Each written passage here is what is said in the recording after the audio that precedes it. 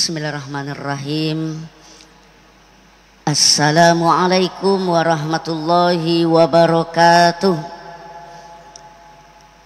Alhamdulillahillazi arsala rasulahu bil huda wa dinil haqq liyuzhirahu 'alad dini kullih wa kafa billahi shahida. Asyhadu an la ilaha illallah wahdahu la syarika lah wa ashhadu anna Muhammadan abduhu wa rasuluh la nabiyya ba'da.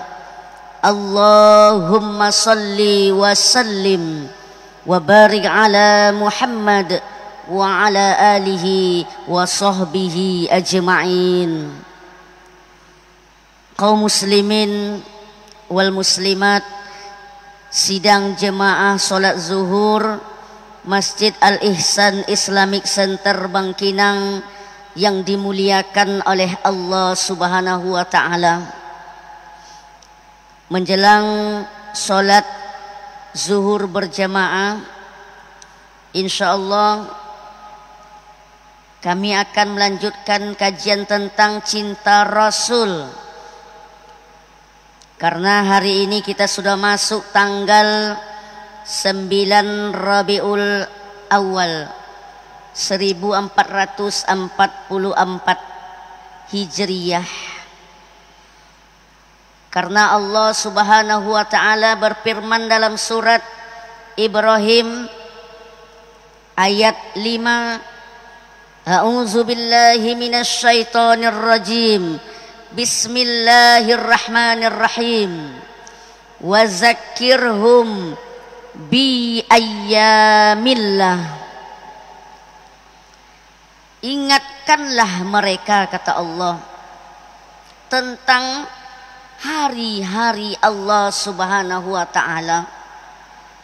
Memang di dalam ayat ini sifatnya masih am atau umum, belum dijelaskan hari apa, tetapi ahli tafsir mengatakan hari Allah itu termasuklah hari kelahiran Nabi besar kita Muhammad sallallahu alaihi wasallam, Nabi yang agung, Nabi penutup daripada Nabi Muhammad sallallahu alaihi wasallam.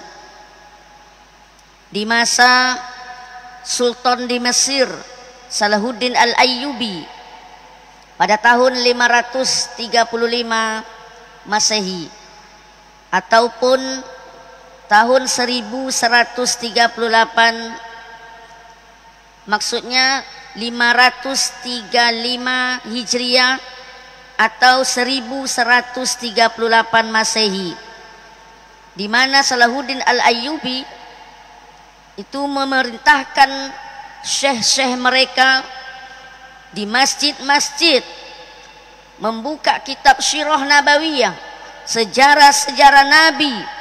Agar apa? Agar kita mencintai Nabi kita.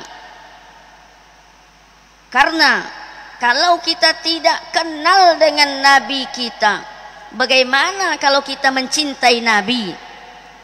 Tak kenal makanya tak cinta, tak cinta makanya tak sayang.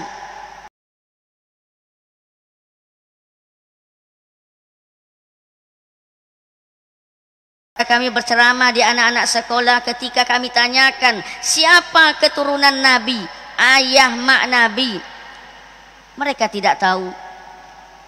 Tetapi ketika ditanyakan siapa pemain bola, siapa pemain sinetron, mereka tahu.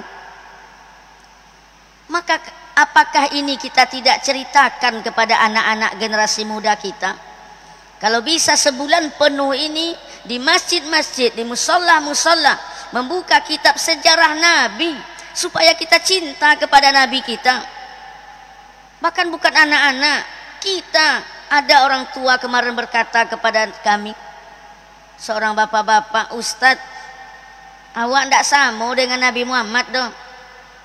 Zaman dulu ndak sama dengan kini doh, katanya. Benar Pak, memang tidak sama. Tetapi ingat, ajarannya yang sudah dibawa oleh Nabi besar kita Muhammad sallallahu alaihi wasallam dari dulu sampai sekarang sama Pak.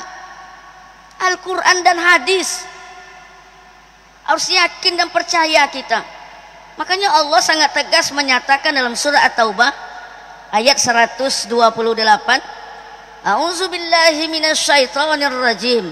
Bismillahirrahmanirrahim. Laqad ja'akum rasulun min anfusikum.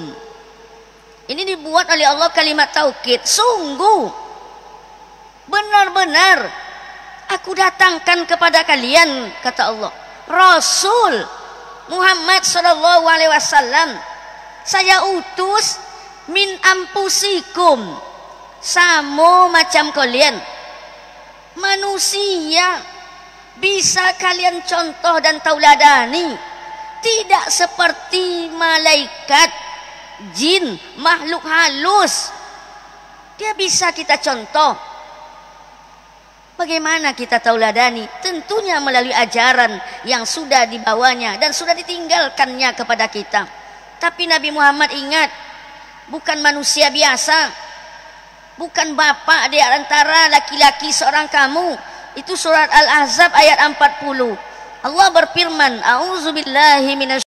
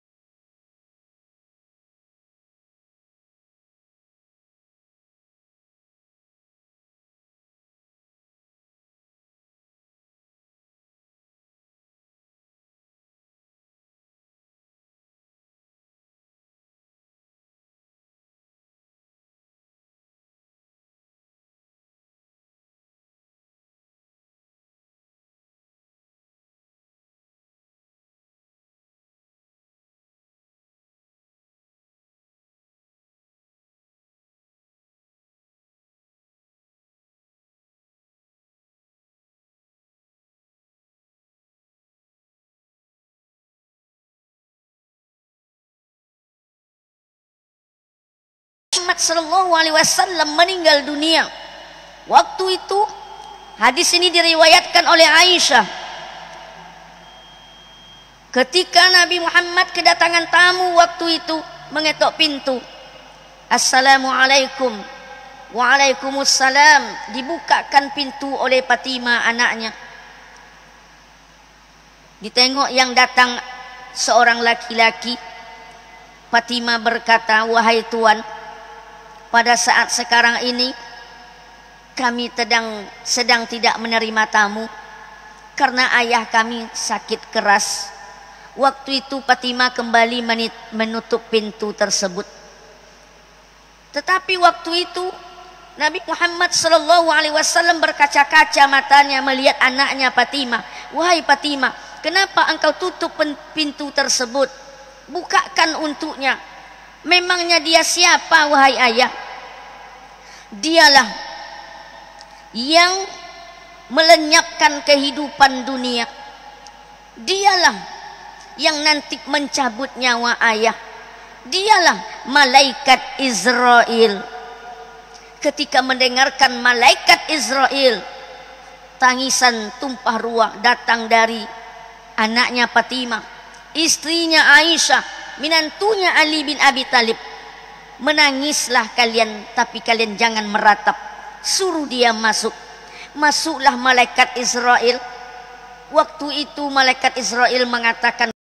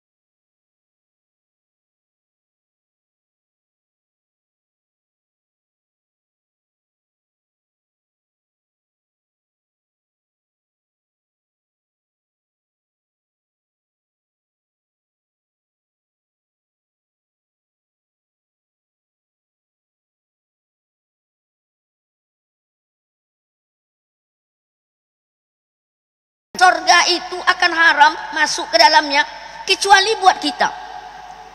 Siapa kita? Orang yang beriman, Bapak Ibu yang berbahagia. Makanya mendengarkan itu, Nabi besar kita bahagia, senang hatinya, tersenyum. Wahai Israel, laksanakan tugasmu sekarang, jangan tunggu-tunggu lagi, cabut nyawaku. Malaikat Israel, Bapak Ibu, mencabut nyawa Nabi Muhammad dengan sangat-sangat lunak, lembut sekali. Tetapi apa yang terjadi? Gemetar seluruh tubuh Rasul kita, Nabi kita, keluar keringat dinginnya. Malaikat Jibril tak sanggup melihat. Rasulullah berkata, wahai Jibril, jijik engkau melihatku, kenapa engkau palingkan mukamu kepadaku? Bukan demikian wahai Rasulullah, aku tahu begitu sakitnya mati. Seperti apa sakitnya mati itu, Bapak Ibu yang berbahagia? Yaitu kata malaikat Jibril waktu itu, serasa pedang yang cukup tajam mencincang-cincang tubuh kita di tempat yang sama beratus-ratus kali. Nauzubillah, batu-batu kali pak dicincang. Jangan itu, sedangkan kono sesilip je tangan awak memoki awak. Cuba tengok film PKI petang, kami nengok Bapak Ibu. Ada salah seorang ibu-ibu sau silip diambil olehnya, dilai muka jenderal awak doa. Nauzubillah, alangkah bukan mainnya sakitnya. Lebih dari itu, dan kalau kalian lihat kambing dibuka kulitnya hidup-hidup, dan sama juga seperti mata kail ditarik di kulit yang basah. Nauzubillah, alangkah sakitnya mati. Tetapi Aisyah mendengarkan Rasulullah berdoa kepada Allah, ya Allah, cukupkan sakit mati ini hanya untukku ya Allah, tapi jangan kepada umatku yang beriman. Subhanallah Bapak Ibu, sayang Nabi ke awak, biarlah sakit mati ku den yang nongguang soang, tetapi jangan kepada umat den yang beriman. Makanya Bapak Ibu, agar awak tak taso sakit mati de awak, yuk hidup dalam keadaan beriman, mati dalam keadaan beriman. Insya Allah Bapak Ibu, kita akan berkumpul bersama para nabi dan rasul, keluarga kita dalam keadaan beriman di dalam surganya Allah. Itu dalam surat Tur ayat 21. Ajak semua keluarga kita menjadi orang-orang yang beriman, karena Nabi terlalu sayang kepada kita. Maka jangan sampai Nabi Muhammad bertepuk sebelah tangan, balas cinta dan kasih sayang itu dengan selalu taati perintah Allah dan Rasulnya, dan memperbanyak selawat kepadanya. Karena hadis riwayat Tirmizi, orang yang paling dekat denganku di hari kiamat nanti adalah orang yang paling banyak bersolawat kepadaku. Hanya dengan mengucapkan solawat Bapak Ibu, kita akan dekat dengan Nabi di dalam surganya Allah Subhanahu wa ta'ala. Sallallahu ala Muhammad,